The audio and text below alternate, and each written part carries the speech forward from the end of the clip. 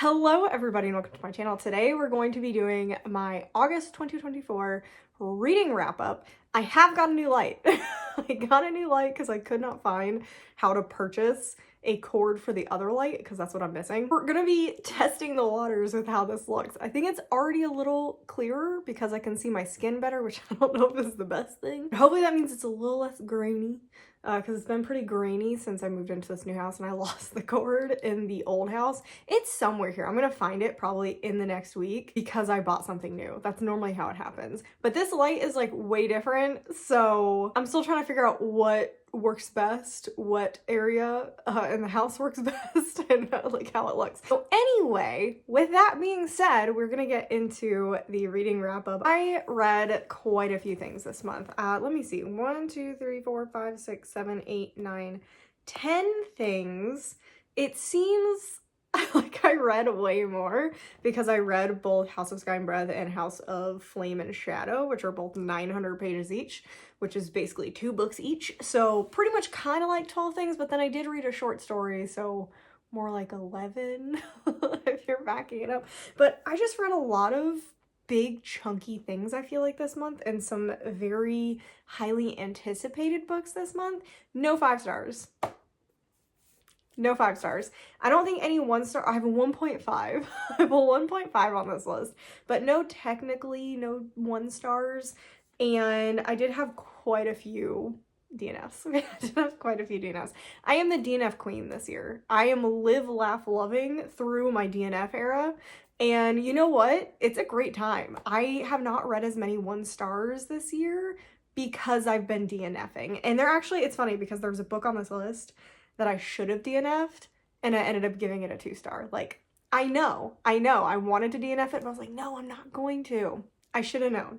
I should have known and just DNF'd it. I think it's been easier to DNF stuff because I've been doing library things and going through my arcs, so I don't feel as guilty DNFing that stuff because I don't own it. I didn't buy it.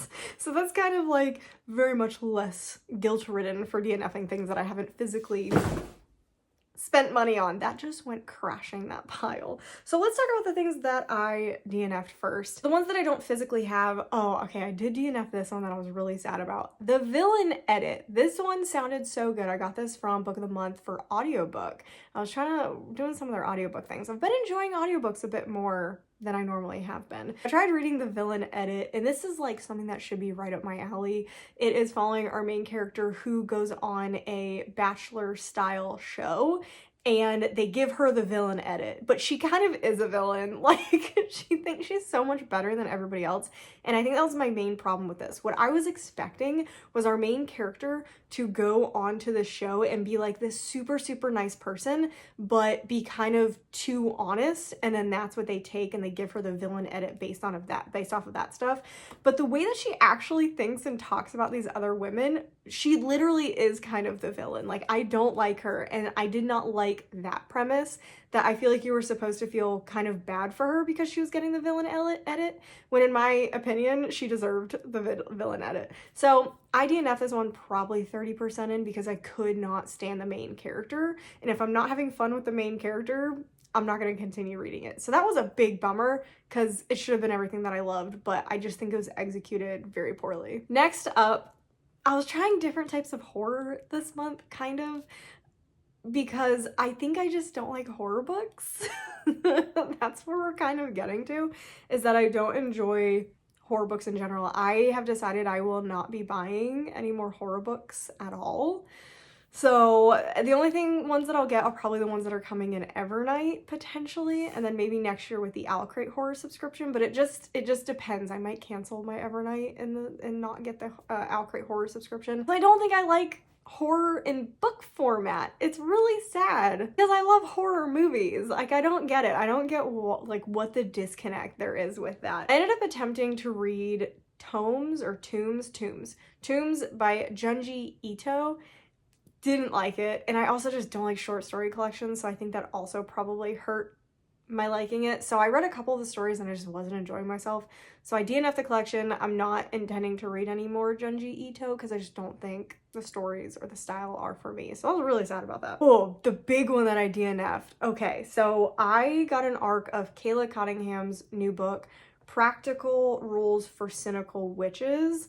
And I was like, yes, okay, this is gonna be more like my dearest, darkest, my darkest, dearest. I can never get the name right on it because I had read This Delicious Death and I did not like that one. I thought it was written very poorly compared to my darkest, dearest, my dearest, darkest, darkest.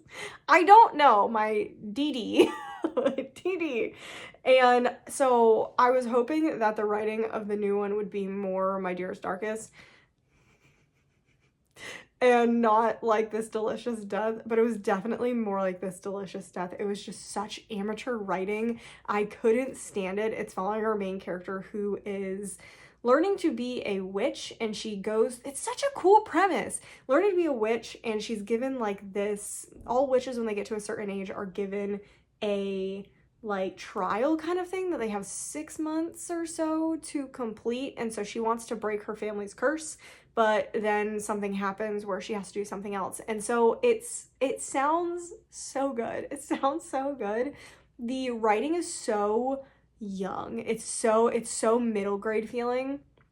It does not feel like young adult. It feels like very, very young adult, which I don't tend to prefer. I just don't like middle grade. It's great if other people like middle grade. I would recommend this to people who love middle grade. I just personally don't like middle grade, and so I didn't like the writing. I didn't like the two-dimensional characters. I didn't like the way the plot was done, and I didn't like the very stilted dialogues between the characters, and it just felt so forced, and I just did not like this one whatsoever. So I DNF'd it probably 120 pages into the book because I was really trying. I picked it up a couple times after. I was like, this should be a DNF. Then I had 3 physical DNFs. These ones hurt the most. These ones hurt the most because these are the ones that I own.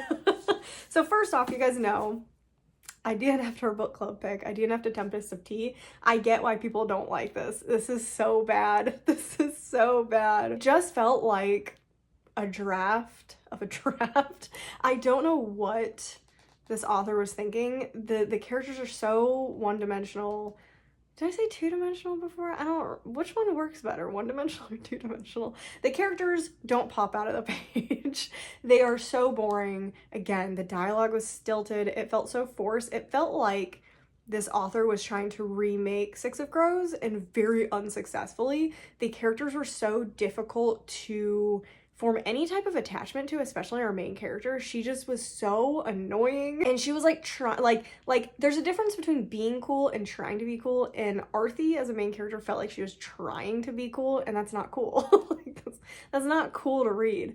And so I was probably halfway, 48% I think into this book, something like that, and still nothing was going. It's supposed to be a heist. Nothing had happened within the first 50% of this book. Nothing had happened, and there was some weird romance stuff happening like along the way. And then there was 3 different points of view, which you guys know I don't like. I prefer one point of view. Once it goes over 2, I start getting really annoyed, and I tend not to like books that have more than 2 points of view, because sometimes I do really like 2 points of view.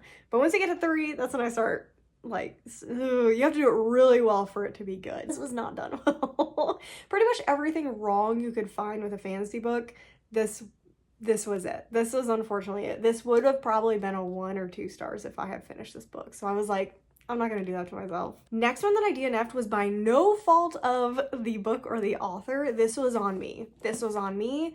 I got too excited about like reading it, even though I knew I wasn't going to like it. I don't know what I was thinking, to be honest, because I bought it and then I started reading it and I'm like, it's historical fiction. Why did I buy this? Like, why did I buy this? The Seventh Veil of Salome. I even tried the audiobook. I just don't like historical fiction. There's nothing wrong with this book. It's dense, very historical. It takes place in 2 different timelines.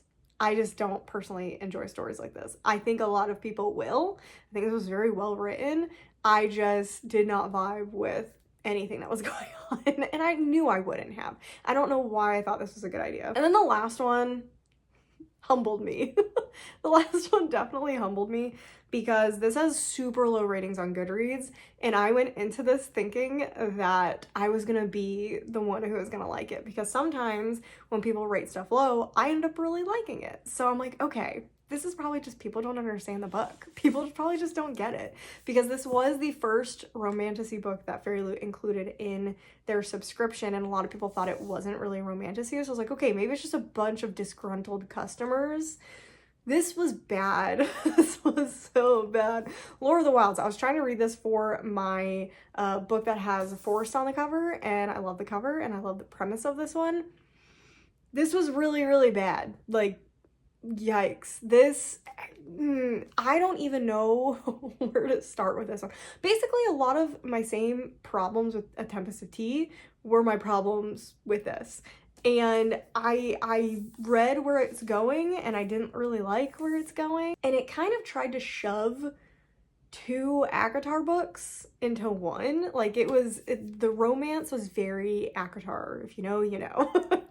And I feel like it was pretty obvious. Like, I feel like it was very just over the top with how people were talking, and it was so fast paced. Like, it was like breakneck paced, where you're just kind of like, what's going on? Like, I don't understand what's going on. One minute they're in the village, the next minute we're like doing other things, and it was so strange. It was so strangely written. I feel like this one could have been really, really good if it had been edited, and just like, it just feels like the author didn't take their time with this story, which is sad because I think this is a debut book. They probably spent a lot of time on it. So I would attempt another book by this author.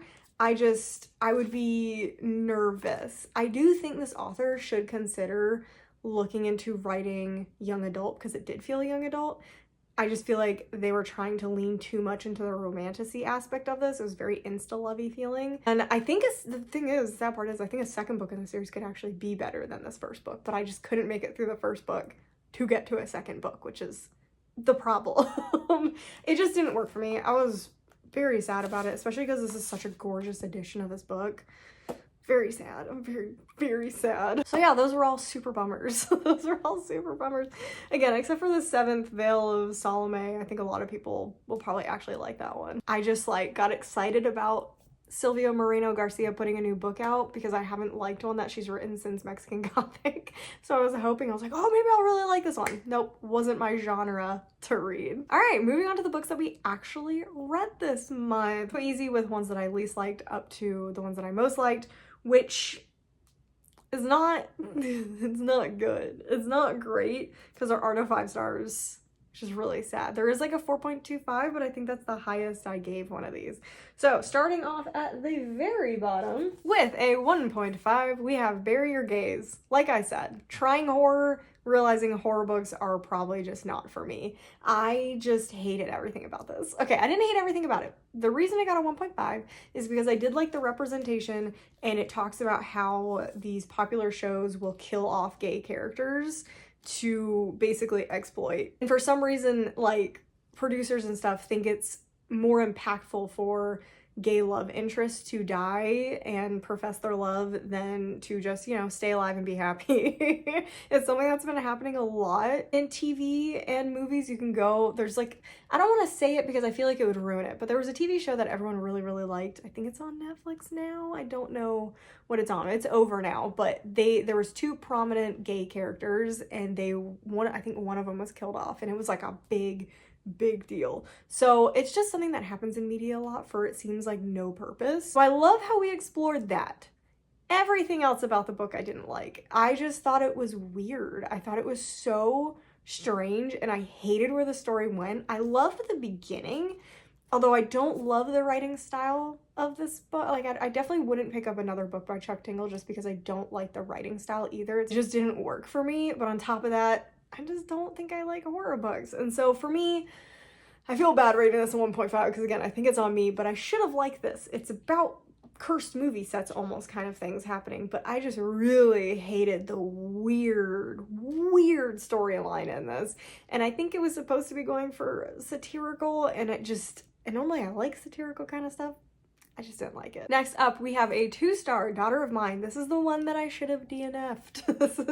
This was not good. I feel like I want to go back and just read old mystery thrillers, because I feel like all these new mystery thrillers I don't like. Like, I'm so unimpressed with what is going on in the mystery thriller genre that I'm just like super upset about it. So I'm gonna keep trying. I'm gonna keep trying because I used to love reading mystery thrillers and I just haven't found any that I really like. Oh, I forgot to tell you what everything was about. This one is about a girl whose father died and she has to go back to the small town, and there's weird stuff that they figure out is going on with the family. Like, that's all that it is. It's a family drama. I personally did not like this one because it was her versus her brothers, and I don't like that. I don't like that. I don't love reading about families who hate each other. It's not fun for me, and I wish it had been just differently done because I think this could have been interesting, but otherwise it was very repetitive, kind of boring. I really don't get why people like this one so much, and I feel like, is this the one that people said was like Yellow Jackets? I don't get that at all from that. Maybe I'm mistaking this one, but I really thought this was the one that people said was like Yellow Jackets, and I did not get anything like that from this book. So did not enjoy this, did not enjoy the reveal. I just thought it was kind of boring. It was just a boring book, so it's a 2-star. Then I actually buddy read a Frida McFadden book. My mom's a huge Frida McFadden fan, and I love the Housemaid series. I'm still trying to find a Frida McFadden that I like besides the Housemaid series, because the Housemaid series is over now. I read one by one with my mom. She gave it a 4-star, I gave it 2.5. I didn't like this. I didn't like this book. Well, okay, you know what? It was so fast-paced. I'm debating. I didn't love the end. I liked how fast-paced it was. I liked how short it was. Sometimes I crave these popcorn thrillers, and so I did enjoy myself reading this. Do I want to bump it up to a 3? Now that I'm thinking about it, I'm like, it was really good, but the ending was really obvious and kind of boring. I didn't love the ending. You know what? Let's put it at a 3. Let's put it at a 3. Okay, this is a 3. It was just a fine mystery thriller. It was more of a thriller, and it was a lot of fun. It was a lot of fun. I would recommend this one. This one is following our main character who is kind of on the last legs of her marriage with her husband, and they have a bunch of mutual friends, so they're going out to this cabin, and she's kind of thinking about ending it at the cabin or just separating from him. But on the way to the cabin, things happen, and etc. And that's kind of it. Everything else is spoilers, because everything about this book it's so fast-paced.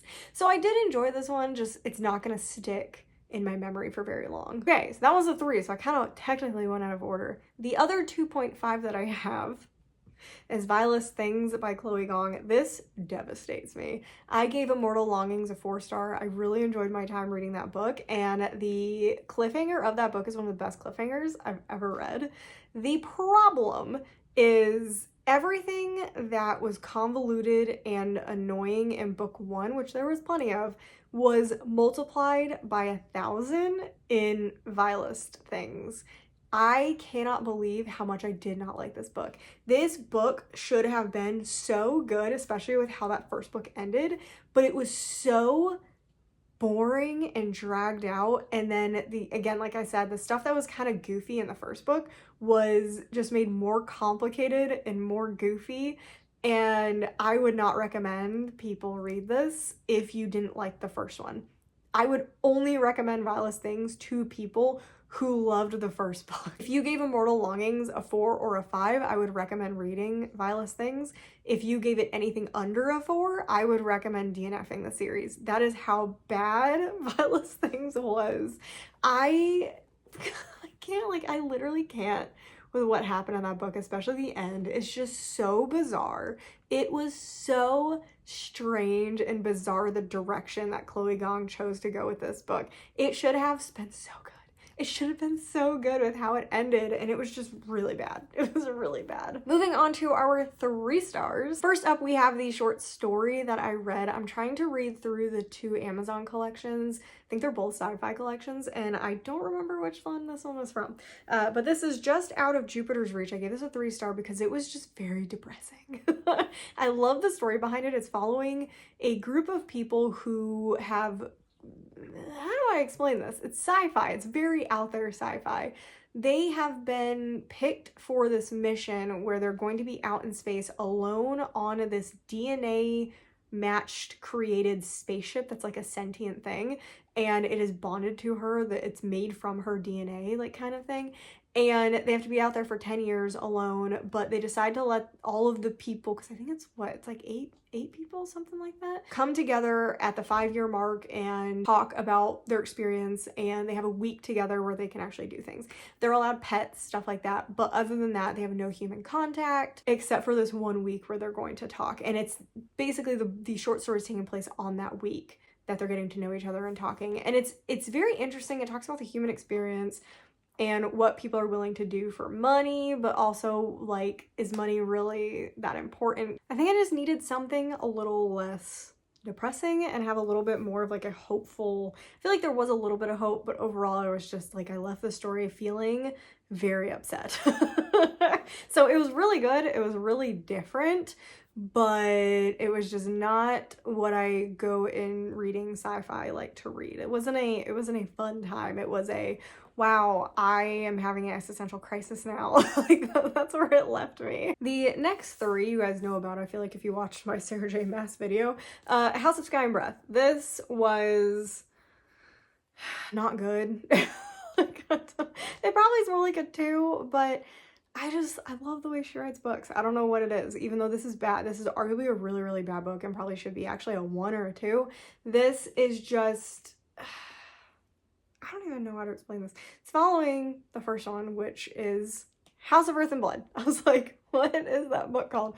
Following House of Earth and Blood, but it takes such a bad direction. Like, I feel like 1,000 different things could have been done with this series, and we took the one direction that made it the most boring and stupid. Like, there are so many things in this book that didn't even need to happen. It's literally, you probably could have taken out about 600 pages of this book and gone a different direction with the storyline, and it would have made more sense, wouldn't have been as, like, it doesn't need to be this long, and would have made a better story overall. Like, this was so boring. This was so impossibly boring. And as usual, I don't like Bryson Hunt. That really ruins the whole series, is if it's a romantasy and you don't like the main romantic pair, I mean, what am I supposed to do with that? So this just made me continue not liking Bryson Hunt. Then I read God of the Woods. This was one that, it was weird. It was weird. This one was, it was good. It was good, but it's not what I was expecting from this book. This is kind of, so I was reading this because I wanted to catch up on books that I thought were going to be in the mystery thriller category, which is why I read this one. I read the Megan Miranda. I really wanted to catch up on this because I didn't want this to be one of those that I had to read at the end of the year, and I would have been like, no way. But everyone's loving this book. Everyone's talking about it. So I was like, okay, let me read this. Feels like it's got a lot of hype. And I think this is, again, one that is misclassified by Goodreads. Book of the Month had this right. I think Book of the Month has it as either literary or contemporary fiction with a mystery in it. And that's what it is. This is mainly family drama, family trauma throughout the years, generational trauma. It is a missing kid, and it is about an old missing persons case and a current missing persons case. It's not the point of the book. It is not the point of the book. Yeah, it's revealed later, but it's really about the family dynamic and the dynamics of the people that work for them and what rich people can get away with and the lives that are hurt when things aren't done correctly, I guess. That's a weird way to put it, but I don't want to say it anything else. So it's following a missing persons case in the current day, and then there's like 4 or 5 different timelines in the past where there was a missing persons case in the past as well, and they're connected somehow, you think, and then there's like possible serial killer things going on, and it's good.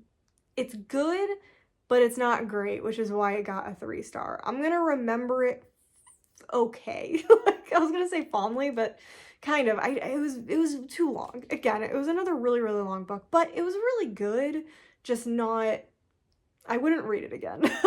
And I don't know how I would recommend this. I wouldn't recommend this to like mystery thriller fans. I would recommend this to people who like family dramas. Then we're moving on to our 3.5s. A Flame and Shadow. I know this is a weird decision. This is arguably my favorite one of the series.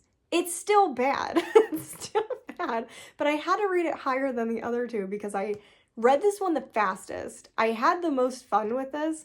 It is probably the worst one in the series because nothing makes sense, but I was entertained at least. That was my problem with the first two, is I wasn't entertained by the first two books. I was so entertained by this. I read this in 2 days, 900 pages in 2 days. That's crazy. I never do that. So for me, I have to rate this one higher because it was so absurd that I couldn't it was like a train wreck you can't look away from. That's literally what this was. None of this made sense. Like, none of it made sense. I feel like Sarah J Maas really just wanted to write a weird sci-fi book, and that's what she did. But like, this is sci-fi in my opinion. This is not, like, it's obviously part fantasy, but there's a lot of weird sci-fi stuff in this that does not belong in this world. It was just not good. And I hated bringing back characters from other universes. It was not good. It was not good.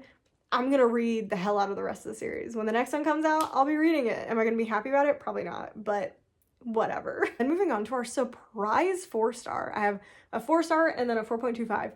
This is the 4-star that I thought I was going to dislike. I was actually going to be doing this for a Last Chance author video. This would be my third one from this author, but I started reading this and then I just didn't want to stop. So I ended up just enjoying the book instead of like trying to do a video on it, which I should have. But it is Under the Surface by Diana Urban. I read Lying in the Deep last year, which was on my worst books of the year. It was a 1-star. It was really bad. And then I read another one by this author. I don't remember. All Your Twisted Secrets was fine. I think I gave that one like a 2.5 or a 3. It was just, it existed in a space. So I did not have super high expectations for this one, but it's taking place in the catacombs. So it is a young adult mystery. I would say thriller. I would say this is a young adult thriller. And I really liked this. I could not put this down. I was so excited about how this like was done. And I love the cover. I might actually get a copy of this. So our main character is actually down in the catacombs, lost with a group of her friends. And then the guy that she likes is above Paris, trying to help find her and solve the mystery of her disappearance. And it's so good. It's so tense. There's real stakes in this book too. Like, there are literal real stakes in this that I was like, oh my gosh. Oh my gosh. So if you are looking for a really good mystery thriller that's young adult, because they can be hard to find, this is a fantastic one. This one is so fun. This one is so good. I definitely would recommend this one. And I'm probably going to buy myself a copy because this is my library edition, which, again, love the library. I'm really enjoying the library. And then our final book that we read for the month, I finally got through Foxglove. And I have already actually read Wisteria. I read all of Wisteria on the 1st of the month, which I should have read it on August 31st, so I could have talked about it in this wrap-up, but I read it on the 1st. So it's going to be coming out in the September wrap-up. Yeah, I finally got to Foxglove. I was really nervous because I loved Belladonna so much that I was really nervous to go on to the next book in the series. And I was kind of right. I gave it a 4.25 because I still love the story. I love the characters. I loved everything that was happening. But I think this did a disservice to Signa. Signa and Death are kind of our main characters in the first book. Signa doesn't really feel like the main character. This book is split between her and Blythe. Like, there is more of Signa's point of view, etc., but I feel like this book was almost rushed through so that Adeline Grace could write the third book, which is only from Blythe's perspective. I think this just did such a huge disservice to the Signa and Death storyline. Signa and Death should have gotten their own full 3 books, and then Blythe's storyline should have been introduced in book 3, with Signa still being the main character, and then basically pull a Once Upon a Broken Heart and have Blythe and her romantic interest have their own 3 books, because it just cut both stories too short. So like, Signa's story didn't feel completed when she was basically shoved out of the picture. And then Blythe's story, again, this is kind of spoilers for, not spoilers, but it's kind of like me talking about Wisteria along with this review. It's kind of hard not to because they're so intertwined. But it feels like Blythe's story also was just super rushed and cut short. So they just needed their own full books instead of what Adeline Grace decided to do. It's like she just fell in love with Blythe as a character